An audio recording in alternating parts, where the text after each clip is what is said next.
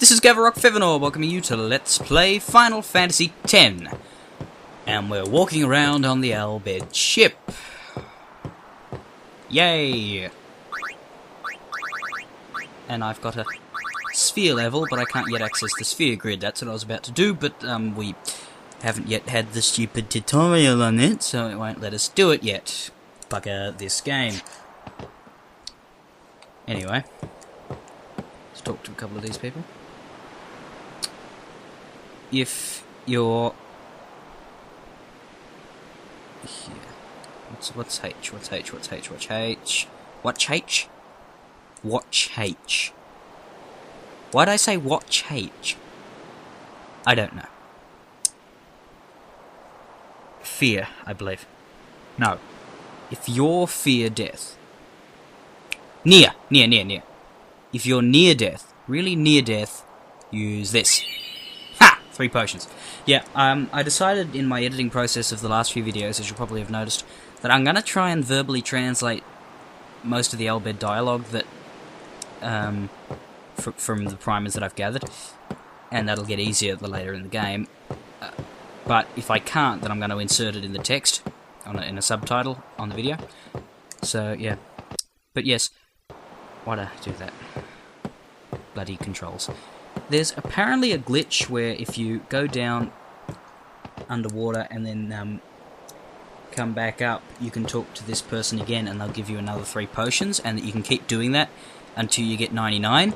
But I'm pretty sure that the guide that says this that I'm reading is American, because there's no other explanation as to why it doesn't work for me, because I've got the PAL version of the game and not the US version of the game.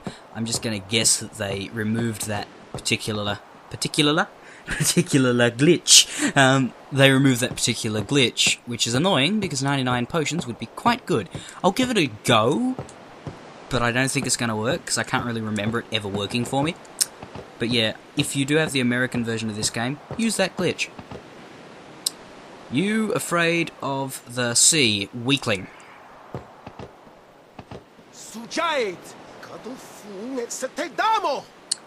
Move it! Get to work immediately! Yeah, I do like how even just normal dialogue with important characters is voiced. That is very good. I'm pretty sure I said this before, Final Fantasy XII doesn't even do that. Talk to us. Oh, almost forgot.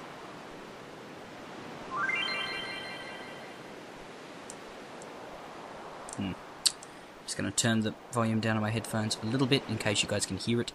If you ever do hear what sounds like the noise of the game kind of echoing in my headphones as well as on the recording, can you guys let me know, because that means I've just got it on too loud. It should never happen. Yeah, Sphere Grid. Sphere Grid is used to develop your characters by activating nodes with spheres. Let's see how this is done. I usually hate it when leveling is not in an RPG. I don't in this game, because, I don't know, I just like it. Shut up. Blah blah blah. Basically, don't need to see this. You, activate nodes. Oh, what? I'm just going to skip this and tell you how it works in a much shorter and less stupid way afterwards.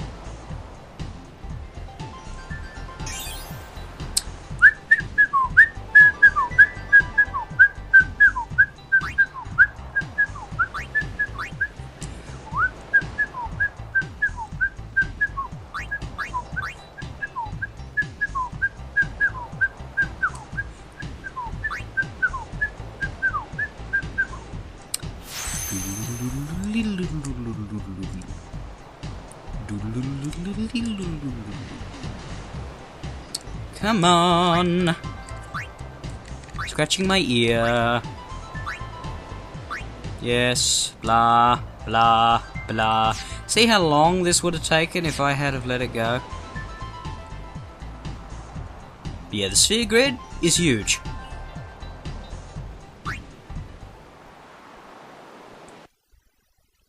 bloody buttons. Yeah, sphere grid. First of all, she won't be getting any sphere levels because the amount of experience she needs to get them is far more than we will be receiving at this stage in the game, so she won't get any until we get her later.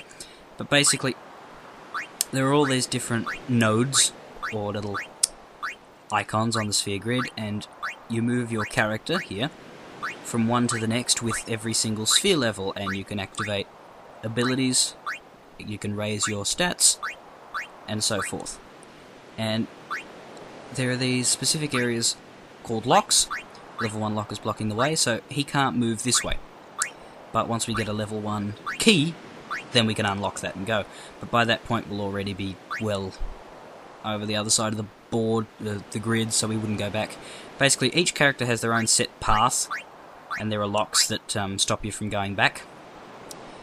And that set path gives them stat increases and abilities that work for their character, like over here is the white mage Yuna, that's her path. Over here is Tidus's, and over here, I believe, is where Orin's begins.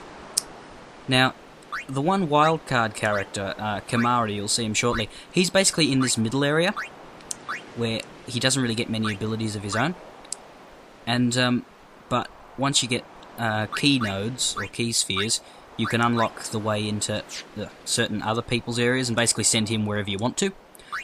My plan is to send him over here to question mark, question mark, question mark, question mark zone first to get him steel, then send him up to Tidus's for a little bit, and then send him over here.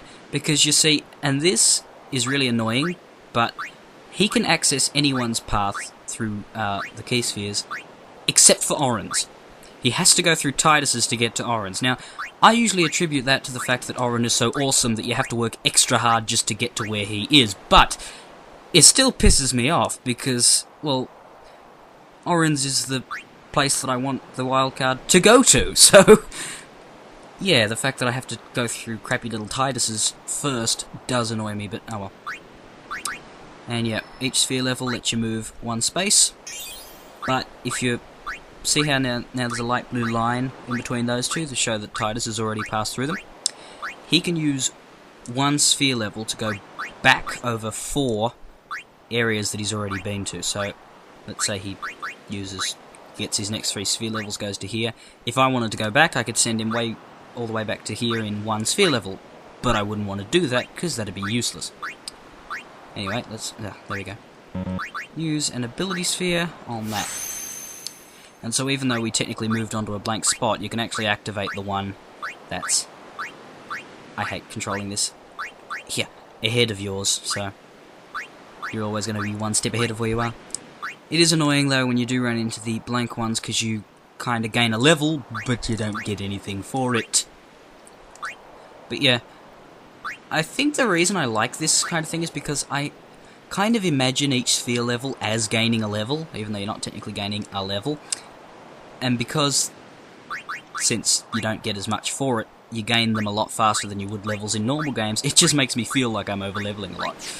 Even though I'm probably not even going to as much in this game, because, well, I've played it through before and never really had any struggles with it. I only ever had to stop and grind a couple times, and that was only when I wanted to get the Ra spells for Lulu the Black Mage and the Gar spells for Lulu the Black Mage.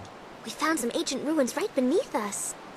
It's not active now, but there should still be some power left. We're gonna go down there and activate it. And then we should be able to salvage the big prize. Mm-hmm. Okay, let's get to work. Roger.